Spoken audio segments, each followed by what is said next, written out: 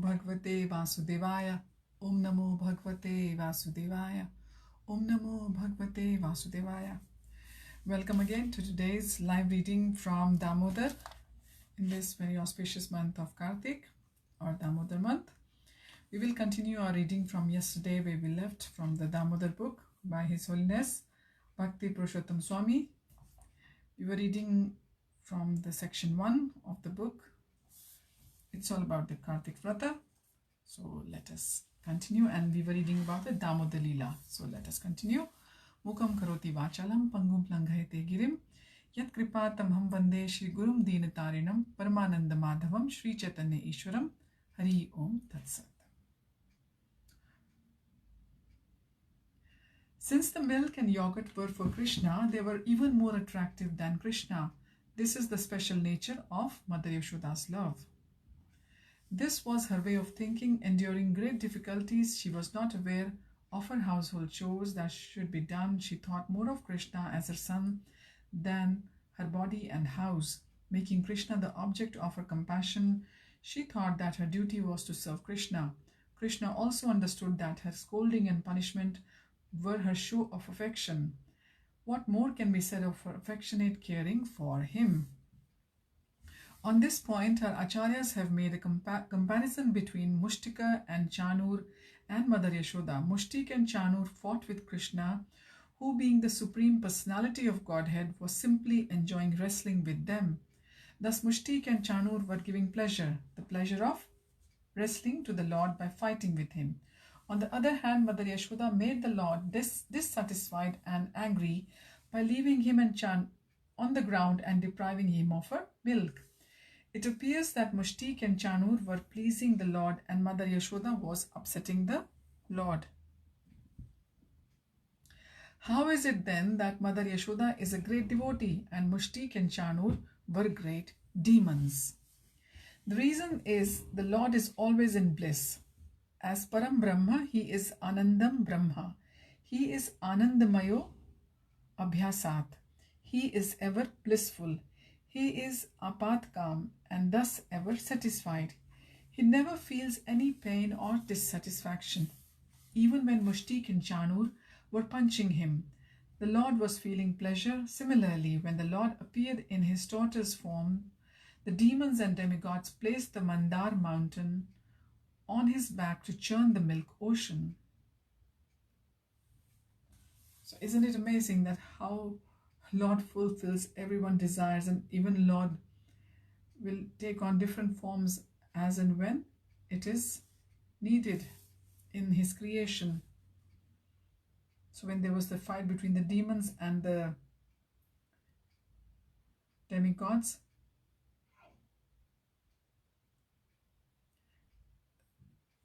the Mandar mountain was placed on God's back so that the milk ocean could be churned. It appears as though this would have been a great endeavor for the Lord, but it was actually effortless for him. The Lord was enjoying holding this great mountain and felt a pleasurable scratching sensation as the demigods and demons churned the milk ocean by rotating the huge mountain on his back. So this is what God felt when the mountain was placed on his back, as if his back was being scratched. Similarly, the punching of these two demons gave pleasure to the Lord in the form of wrestling. In fact, whatever one does to the Lord, he simply enjoys. For him, there is no suffering. He is Anandam Brahma, Anandamayo, Abhyasat, Keval Ananda, Gandha. What is most important in one's interactions with the Lord is one's consciousness. Although Mushtik and Chanur were giving pleasure to the Lord by wrestling with him, they were still demons due to their acting with the demoniac consciousness. Their motive was not to give pleasure to the Lord, but rather to cause him harm, reflecting an unfavorable mood or pratikul bhav. On the other hand, Mother Yashoda's act of leaving the Lord on the ground, depriving him of drinking milk and making him angry, was done with a favorable mood and service attitude. Mother Yashoda ran to save the milk because it was a very special milk meant for Krishna to drink. There was a high purpose in a favorable mood of serving Krishna. Mother Yashoda was thinking, If that milk is spoiled, then what will my baby Krishna drink? Thus she had great concern for the Lord, and her favorable mood was expressed in this way. As the Bhakti Rasamrit Sindhu, or the nectar of devotion, says, Anukulena Krishnanushilanam Bhaktir Uttama. Krishna is Bhavagrahi Janardana. He accepts the bhava or mood of the devotees. Thus, even if outwardly it looks like Krishna is dissatisfied and angry, still in truth, he was pleased and enjoyed the parental loving relationship. So, Krishna was enjoying the Vatsalya Ras of Mother Yashoda. When Mother Yashoda went to take the milk off the fire, she spoke to Krishna in joy. I worship you with Artrika, but for a moment please protect the churning pot. After taking back as quickly as I can, the milk overflowing from the breast of Mother Yashoda soaked through her cloth and sprinkled the floor as she ran to save the milk on the stove. Srila Jiva Goswami has justified the act of Mother Yashoda leaving Krishna on the ground and running to save a little milk on the stove. It is in no way reflects a lessening of her affection for Krishna. The question may arise that Nanda Maharaj had so many cows, she had so much milk, why then she should run to save a little milk which was put on the stove and overflowing? Is her saving milk more important than feeding Krishna? What kind of affection does she have for Krishna? Jiva Goswami explains, whatever wealth Nanda and Yashoda had, their main wealth was cows and cow products. It was meant for Krishna. Yashoda would think, my baby son does not know how to protect wealth. I have to do it for him. The father and mother sometimes do something to their son which apparently causes him some distress, but which is actually beneficial for his future. Parents always work hard tolerating the apparent suffering of their son for his future well-being. It is a very well-known fact that parents feed bitter medicine to their children for their health, even though the children may not like it. In a similar way, parents also chastise their children in order to teach them the lessons they need to learn for their future. This kind of parental loving mood of the father and mother is sometimes very difficult to understand. Being a cowherd woman, Mother Yashoda's wealth was in cow products such as milk, yogurt, and ghee. She was thinking, my little boy does not know how to protect all these products. I must do it personally for his welfare. In this way, there was no mistake or deficit of affection when Mother Yashoda left Krishna on the ground and ran to save the milk. The following point has been made by various acharyas in our line to explain the reason the milk would overflow and fall into the fire. The external reason could be that the milk was overflowing due to excessive heat, but still there is another internal reason, which is as follows. The milk on the stove was watching Lord Krishna drinking milk from Mother Yashoda. The milk became very worried, thinking, if the Lord drinks too much milk from his mother, then what will happen to me? What will be the use of my life if I cannot serve the Lord? Then better I commit suicide. With such thoughts in its mind, the milk started to overflow and enter the fire to commit suicide. But as Mother Yashoda ran to save that special milk, the milk out of shame stopped boiling over and resumed its normal state. The milk now started to think that it had committed a great offense by interrupting the loving exchange between Mother Yashoda and Krishna. The milk chided itself. What have I done? Mother Yashoda was so happy and joyful feeding Krishna, and I impeded her devotional service. I am an offender. As everything in the spiritual world is alive and conscious, it is quite possible for milk to feel and think in this way. So in the spiritual world, everything can do everything. It's not just like this material world that we human can do certain things and other species can do certain things. For example, we can't fly or we can't, the non-living beings, for example, milk cannot say to itself that, oh, stop boiling now, you'll be wasted. This cannot happen here. But in spiritual world, everything is transcendental. So as everything in the spiritual world is alive and conscious, it is quite possible for milk to feel and think in this way. Once Srila Prabhupada told a story about Mother Yashoda cooking rice in the spiritual world. She put the rice into a pot and placed it on the stove to cook. She then went to the courtyard outside to do some work. This is the normal practice for ladies in India, and they will return to the kitchen from time to time to check the rice by pressing one grain between their fingers to see if it is cooked. Unlike the rice cookers which are popular these days, you just turn it on, and when the rice is cooked or when your preparation is done, it will switch it off. It will get switched off automatically. So in the spiritual world, however, there is no need for Mother Yashoda to come to the kitchen from time to time to check if the rice is cooked. Even if she is in another part of the house or courtyard, far away from the kitchen, she will simply speak to the rice from there. "Oh rice, are you cooked?" Upon hearing the question, the rice will reply, saying whether or not it is cooked. So simple as that, which seems very amazing for us in this Kali Yuga to hear these pastimes. Thus, when Krishna was left behind on the floor by his mother, he was deprived of drinking her milk. Not yet fully satisfied, being left in this state of dissatisfaction, Krishna became very angry. The white moons of his teeth became red like his lips. His eyes, like chakor birds, became filled with tears. With his two lotus hands, he destroyed the yogurt pot, showing his strength.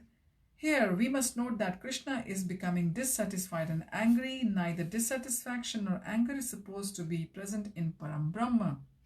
Param Brahma or God is apatkam or ever satisfied, as he has everything in his possession and doesn't lack anything. How can he feel dissatisfied since God is ever satisfied? Surely this is an anomaly. He also became very angry. How can God become angry? Anger arises from the mode of passion. Kama esha, krodha esha, rajoguna sambudbhava, mahashano papama vidya enam iha varinam. The Supreme Personality of Godhead said, "It is lust only, Arjun, which is born of contact with the material abode of passion and later transformed into wrath, and which is the all-devouring sinful enemy of this world." This is from Bhagavad Gita 3.37. Kama and Krodha, or lust and anger, arise from the mode of passion. God is not influenced by the three modes of material nature. He is Trigunatita or Nirgun. How then can Krishna, if he is God, be influenced by the mode of passion and become angry? Our acharyas have explained that Krishna's dissatisfaction and anger are not material. Although he has everything and there is no question of him becoming dissatisfied, he exhibits his dissatisfaction only to reciprocate with the loving mood of his mother. Krishna picked up a stone used for grinding spices and while biting his lip due to excessive anger, broke the pot at which his mother was churning butter. After breaking the pot, he began shedding false tears and left the place. Here Krishna exhibited the mood of anger to reciprocate with Mother Yashoda's parental love. Krishna's anger was actually meant to please his mother. Srila Jiva Goswami explains that Sri Krishna was not just pretending to be angry. His anger arose from the core of his heart. He manifested his internal feeling in a very solitary place inside the house of his mother. As there is no one else present there, we can conclude that the Lord revealed his real feelings. He was not performing a drama or acting.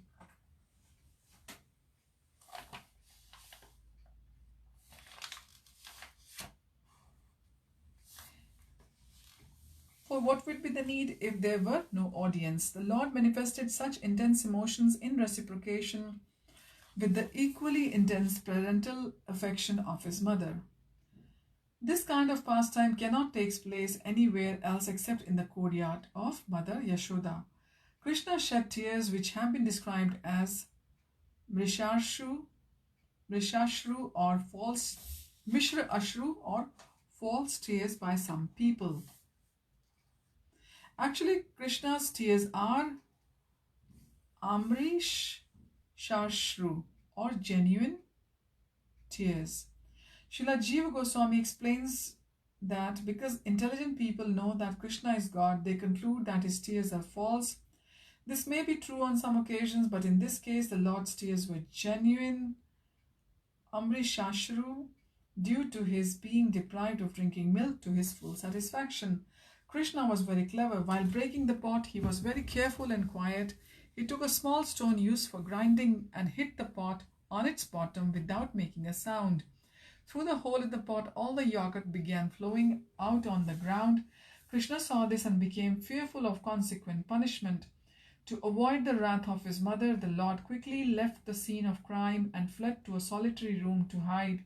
Krishna skillfully loosened the bolt of the door to enter the storeroom. He then climbed on a wooden bed to reach a pot of butter, which was kept hanging from the ceiling. The Lord then stole the butter and fled, unseen.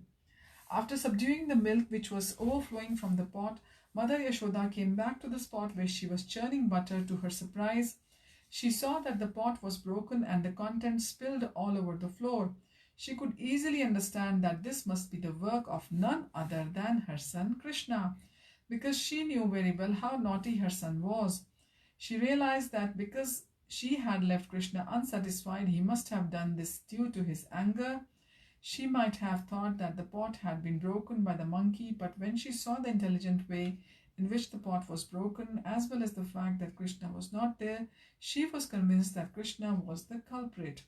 The cleverness of the boy in breaking the pot so quietly and his running away from there out of fear so carefully that the sound of the bangles adorning his wrists were not heard was enough evidence for Mother Yashoda. A soft smile came to her lips and she touched her forefinger to her nose. Although Mother Yashoda was worried at first, a message from the sky caused her to smile.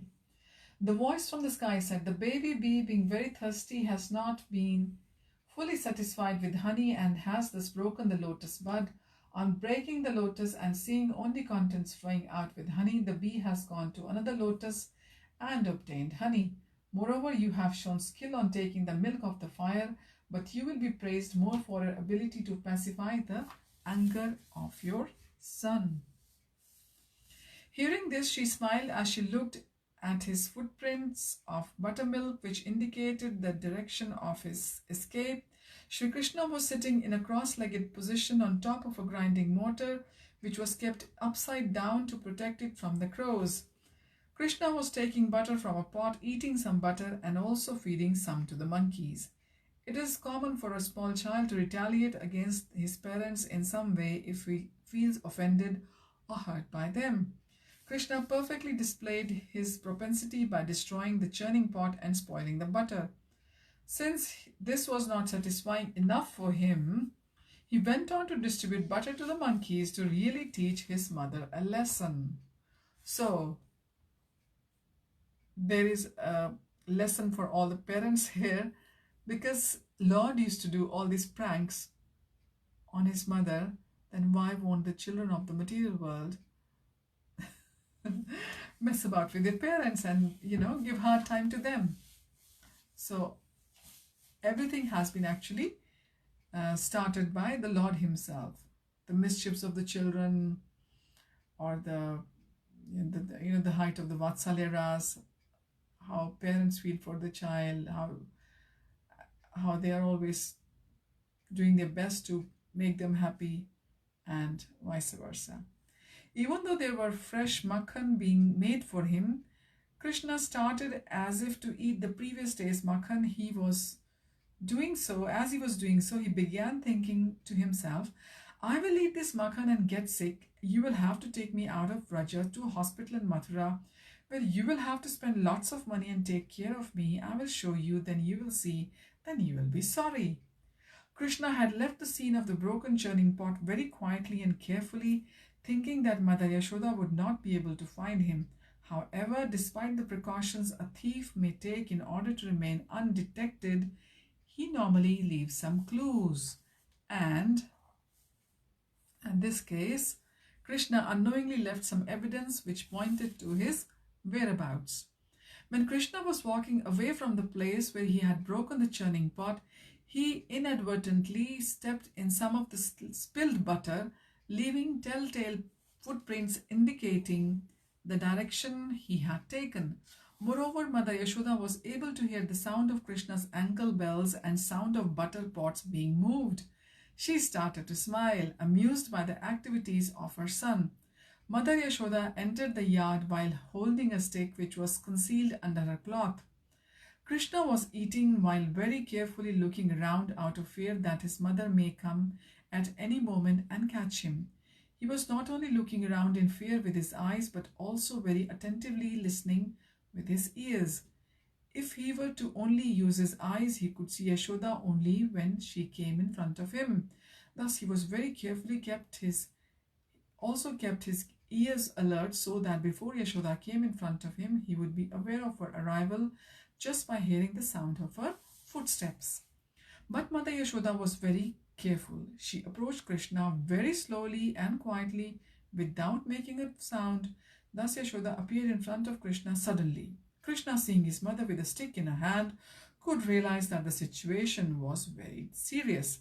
Sri Krishna had never been approached by his mother with a stick before her, and so he scrutinized her every move. Afraid of what might happen, Srila Shukadev has used the words prasmiksha. Samiksha means seeing. Prasmiksha means to see with more attention again and again. He looked upon his mother very attentively to see her more clearly, thinking, I have never seen her with a stick in her hand. As soon as he realized what is the situation, he immediately jumped up and started to run. It is well known that the thief has 100 eyes, whereas the owner of the wealth has only 2 eyes. Krishna ran towards the main gate of the palace where 2 Arjun trees were standing. He was thinking, if mother catches me inside the house, she will punish me. But if I run away to the main gate where many people are walking by, I will be safe, as she will not punish me in public. So we can see that Krishna is thinking like a naughty child. Krishna was running out of fear. He was running as if he was in great danger. The word bhitvat can have different meanings. He has no real fear, but he was running like a person who had become afraid. Krishna was running in fear of his mother just to exhibit his wonderful childhood pastimes. Even though Krishna ran towards the gates of the palace, his mother refused to give up the chase. Krishna, of whom Yamaraj is afraid, of whom fear personified is afraid, was seemingly running in fear of his mother. Srila Shukadev Goswami has mentioned that the Supreme Personality of Godhead's small toe cannot be touched by the great yogis who have the power to merge into Brahman by the strength of their samadhi. That same Lord was being chased by Mother Yashoda and was easily eluding her. This effort of Mother Yashoda surprised Srila Shukadev Goswami. What to speak of the great fortune of Mother Yashoda, who could take care of the Lord as a baby by carrying him on a lap and on her back. Her good fortune of running after the Lord and trying to catch him cannot be perceived by great yogis. Thus, the fortunate and elevated position of Mother Yashoda among all devotees has been established here. While Mother Yashoda was running behind Krishna, her bundles of hair loosened and flowers fell from her hair. The Malati flowers thought, how can I sit on the head of Mother Yashoda? I would worship her lotus feet by falling to the ground. Due to her broad waist, she was not able to run very fast. But still she managed to catch hold of Krishna. Krishna, who cannot be reached by the great yogis, who are able to run as fast as the speed of the mind and enter into the Brahman, was caught by Mother Yashoda due to her loving parental affection for him. While chasing Krishna, she shouted, King of thieves, where are you going? While Krishna was running away in fear of his mother, his beauty increased by his indistinct smiling and crying. At times, Mother Yashoda almost caught Krishna but just missed grabbing hold of him.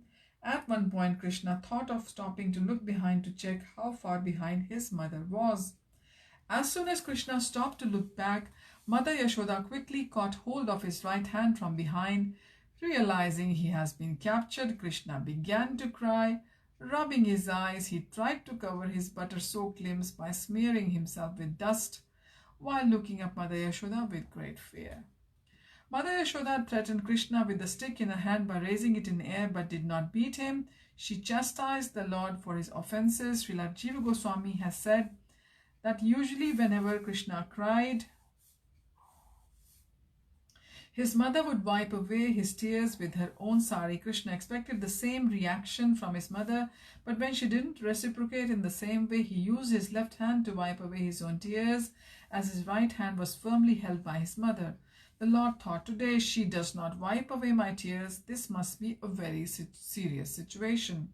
Shri Krishna then rubbed the eyes to produce more tears in an attempt to invoke the compassion in her and avoid punishment. Mother Yashoda chastised him by raising her stick and saying, "O restless boy, Ashanta boy, so hot-tempered, Roshakranta, O greedy boy, monkey lover, house plunderer, from today onwards, I will not give you any butter or milk products. I will keep you bound in the house. You can no longer play anywhere as you please. I will not allow any toys or playmates." As Mother Yashoda chastised Krishna in this way, raising a stick above him, he looked up at her in fear. Srila Vishwanath Chakravarti Thakur states that Mother Yashoda not only caught hold of Krishna, who is difficult to reach even for great yogis, but she also started chastising the Lord. So, Mother Yashoda truly enjoyed the Vatsalya Ras, or the parental pastimes with Lord Krishna. But she also started chastising the Lord, who has been offered praise by great personalities like Lord Brahma, Lord Shiva. Mother Yashoda caused fear in him, who is the cause of fear for Mahakal and Yamaraj, just by raising her stick towards him. When Mother Yashoda saw that her son had become extremely fearful, she was worried that he might become so distressed by this fear. She quickly threw her stick aside in order to lessen his fear. But Mother Yashoda was still concerned that Krishna learn a lesson. She didn't want him to be untrained. She wanted him to become a well-mannered good person. Due to her intense love, Mother Yashoda contemplated how to make Krishna, who is Purusottama, the best man among all men, a good human being. This pastime demonstrates the uniqueness of Krishna's Rajalila. In no other incarnation does the Lord await judgment from anyone. Here, Krishna is guiltily standing in front of his mother, his fate completely in her hands. Mother Yashoda now has jurisdiction to decide whether to punish, bind or release Krishna. This is the specialty of the parental affection, Vatsalya Bhav of Vraja, where the knowledge of Krishna's Godhead is covered. Shukadev Goswami then says, Arabhak Vatsala, seeing the genuine fear in his eyes, Mother Yashoda put her stick down and contemplated on how else to discipline her mischievous son. Due to her intense parental loving mood, she had no knowledge of the opulence of her son and wanted to teach him a lesson by binding him with a rope. Here, Srila Shukadev Goswami has used the word Tadvirya Kovida. Not the COVID, this is the Sanskrit word Kovida. Srila Jiva Goswami has also given two meanings of this word, Tadvirya Kovida. Tadvirya Kovida.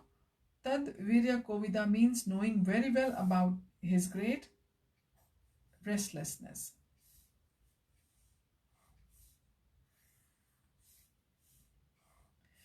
Atad Virya Kovida means by not knowing his all-pervading greatness due to her parental loving mood. Srila Vishwanath Chakravarti has explained that Krishna pleaded with great fear, "My dear mother, please do not beat me."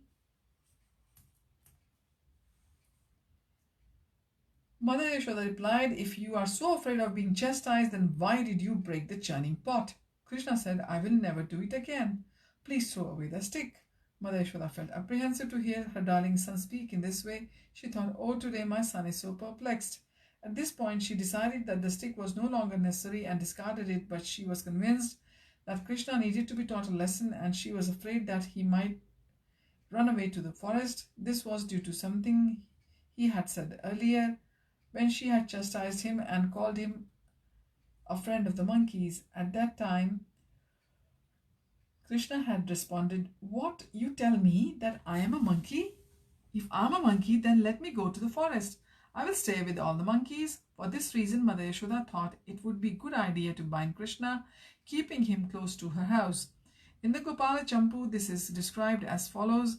With a hidden smile, she said, "But you are a thief. You are the king of thieves. Your father's lineage is all thieves." She asked her son, How did the yogurt pot break?" Krishna replied, "It was a supreme Lord stick." Mother Yashoda asked, "Who gave butter to the monkeys?" Krishna replied, "He who created monkeys gave it to them." So, actually Krishna didn't speak a lie here at all, did he? Krishna just answered to Mother Yashoda's question that the one who created them has given them the butter, which was totally acceptable, isn't it?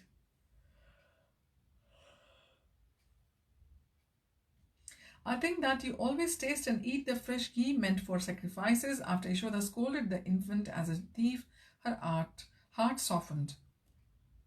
Smiling but with anger, she said, "You should tell your secret and give up your pride."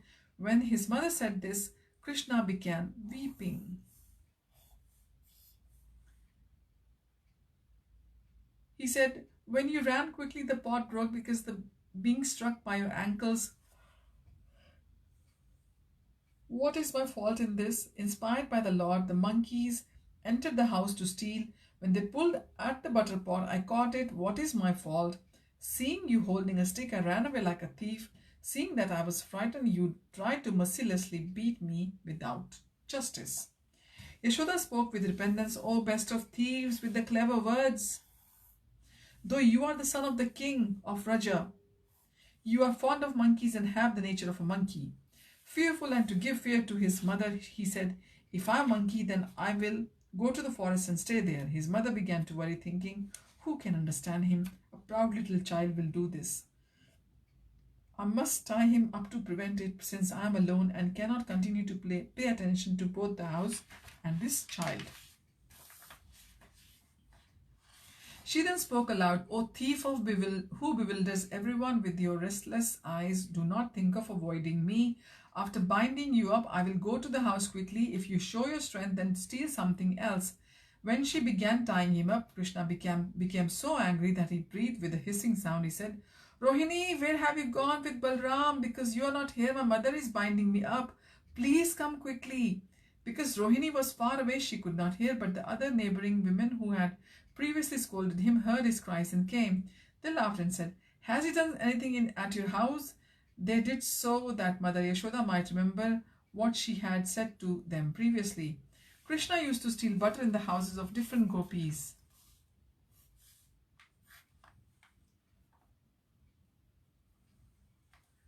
When the gopis would come to Yashoda to complain about her son stealing butter, she would not believe it. She would say, "Why would my son go to steal butter in your house? Is there any lack of butter in my house?"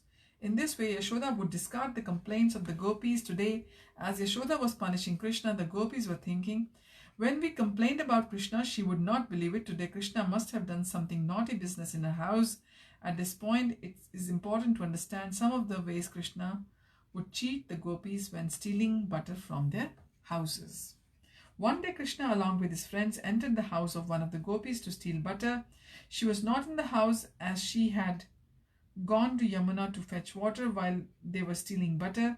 She suddenly returned. As soon as the children saw her approaching, they ran away. But somehow the gopi caught hold of Krishna. She thought, "Every day this boy comes to our house to harass us. When we go to complain to Yashoda, if she never believes us. Today, I have caught this boy red-handed. I must bring him to the mother to prove how Krishna is stealing butter." With this thought, she caught hold of Krishna's hand and pulled him towards his house to bring him to Mother Yashoda. While she was pulling, Krishna was trying to resist and thus being dragged behind her. At one point, along the way Krishna somehow managed to release his hand from her grip and quickly replaced it with her son's hand without her noticing it. Her son was one of the Krishna's friends, all of whom were at this point accompanying him as if he was being dragged along to his mother. She was now pulling the hand of her son, who was walking behind her. While she was thinking she was pulling Krishna, when she reached Mother Yashoda's house, she screamed, Mother Yashoda, just see, I have brought your son. He was stealing butter from my house. I have complained to you, and I have complained to you so many times, but you do not believe me. This time I have bought him personally, as I have just caught him red-handed stealing butter in my house. Yashoda came out of her house after hearing the screaming of the gopis and said, Why should my son go to your house to steal butter? My son is still in my house. He is eating butter sitting right here in my house. So we will continue our reading from here onwards next time. And the pastimes, they get sweeter and sweeter when Krishna is the hero of the pastimes. So thank you for joining. Hari Om Tat Sat. Hare Krishna.